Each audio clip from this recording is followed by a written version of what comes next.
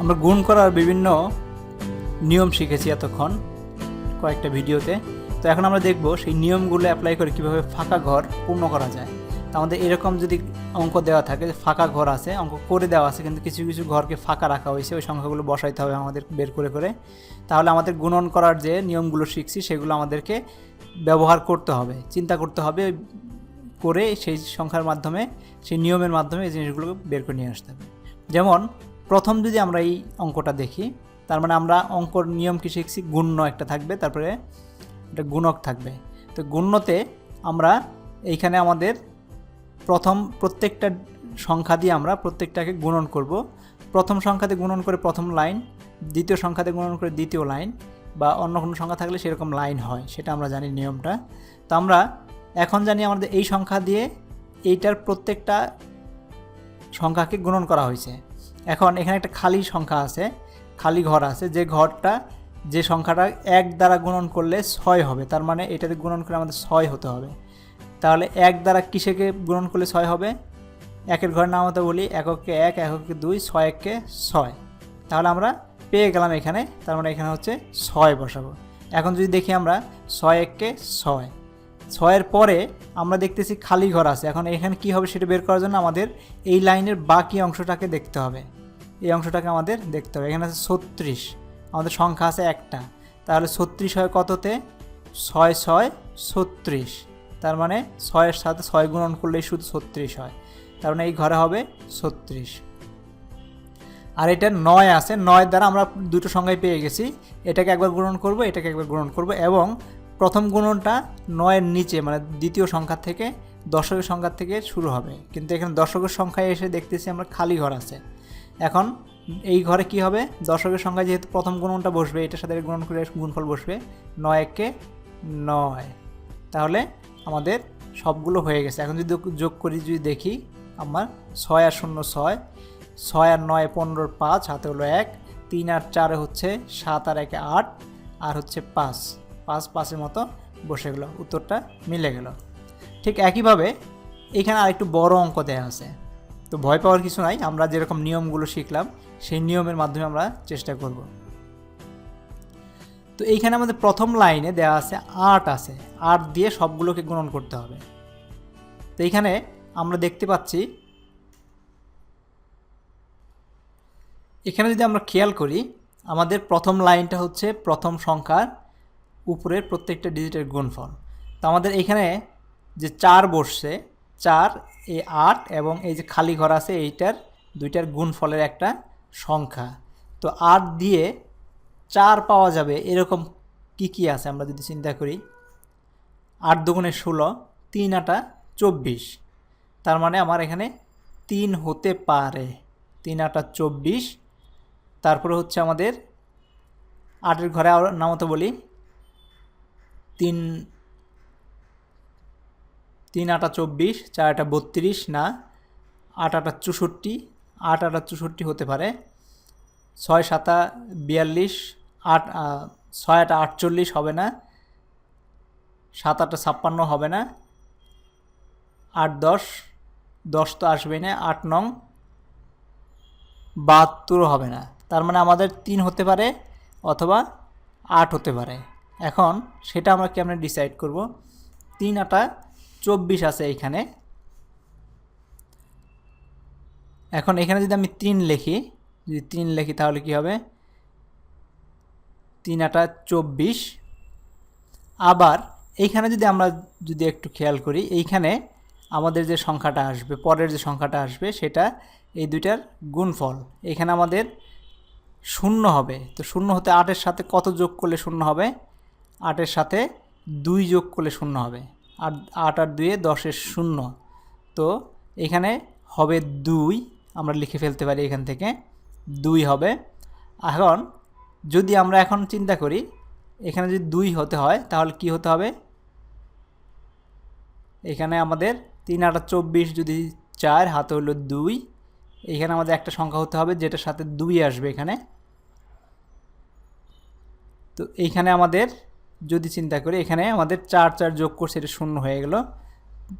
আর এখানে আমাদের যোগ করে দিই আমরা, 8 2 10, এখানে 1 আছে, 8 2 10 আর 1 এইখান থেকে যে 1 আসবে 8 2 16 1 10 11 15 5 হবে, হাতে হলো 1, 5 আর 1 কে 6, তারপরে হচ্ছে 8। আমাদের গুণফল হইতেছে এটা হলো আমাদের গুণফল। এখন আমাদের তৃতীয় লাইনটা, এই ব্ল্যাঙ্ক লাইনটাকে আমরা চিন্তা করি, এটা আমরা সম্পূর্ণ পেয়ে গেছি এখানে। তার মানে এটা এমন একটা সংখ্যা দ্বারা গুণ করা হয়েছে যেটা গুণফল, এটার সাথে এইটার গুণফল হচ্ছে এত। তো এখন যদি চিন্তা করি,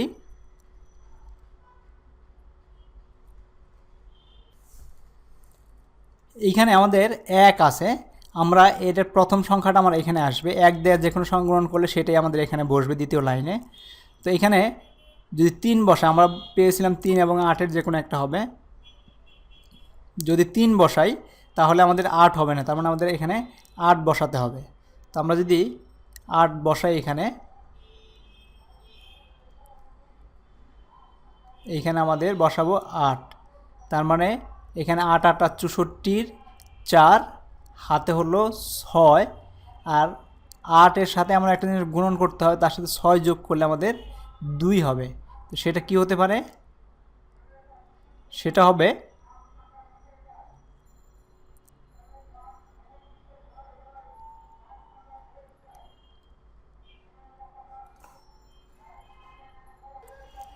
এইখানে আমাদের 1 দিয়ে যেহেতু এটা গুণন করতে হবে, আমাদের এখানে সবগুলো সংখ্যা দেয়া আছে, এখান থেকে আমরা প্রত্যেকটাকে 1 1 দিয়ে গুণন করলে যা হবে সেটাই কিন্তু এখানে চলে আসে। তার মানে এখানে আমাদের 2 হবে, এখানে 2 আছে, 2 1 8 1 কে 8, 2 1 কে 2 আর 2 1 কে 2, তার মানে আমরা উপরেটা পেয়ে গেছি।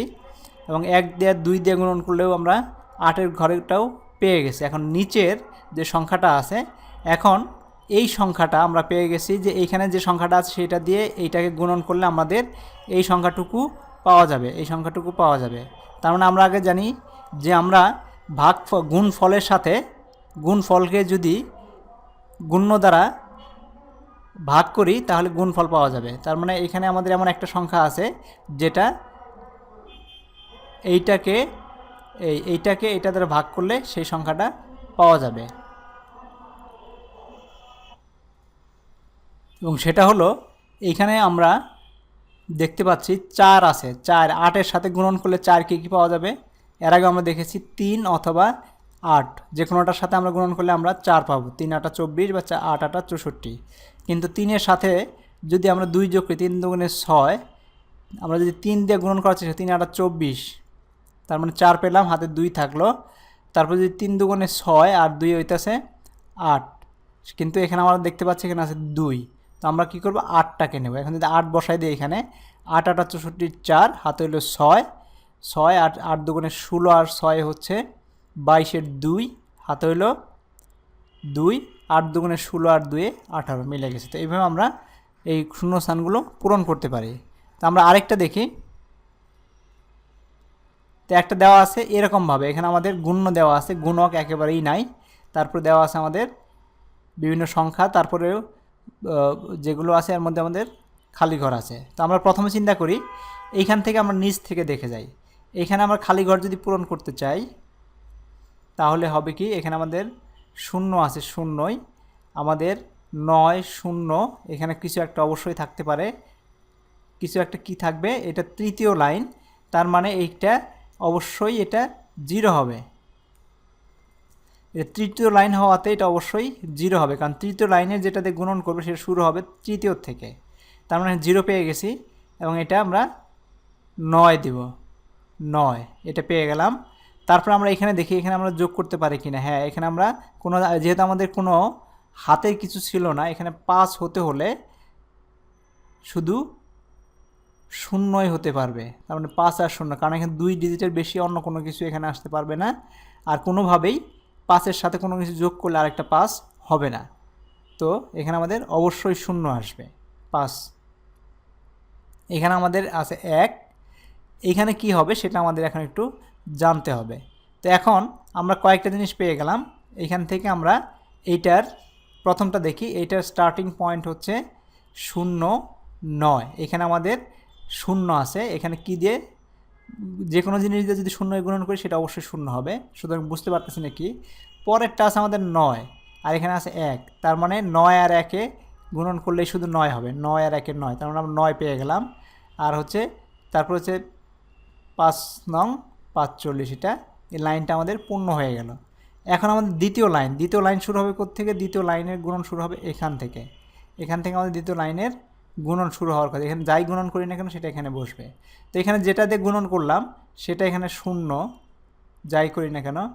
তারপরে আমাদের যেটাকে 1 দিয়ে 1কে আমরা যাদের গুণন করব সেটার মান যদি 0 হয়, তার মানে হচ্ছে যেহেতু আমাদের এখানে 9 1কে 9 পর্যন্ত হতে পারে, এর চেয়ে বেশি হতে পারে না, 10 হওয়ার সম্ভাবনা নাই।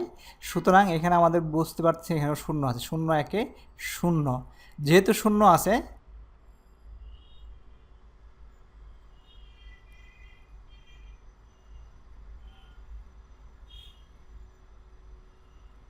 সেহেতু আমাদের এখানেও 0, সব কিছুই 0 হয়ে যাবে।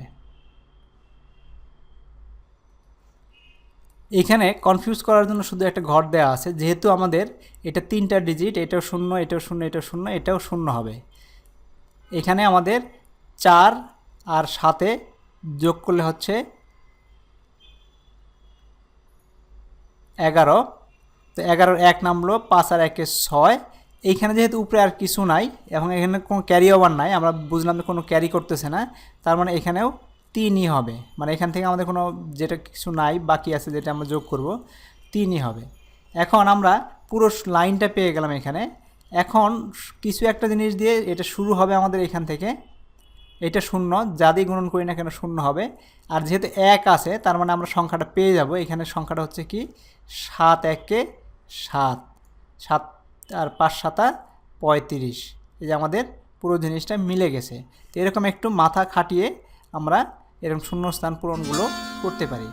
Thank you very much.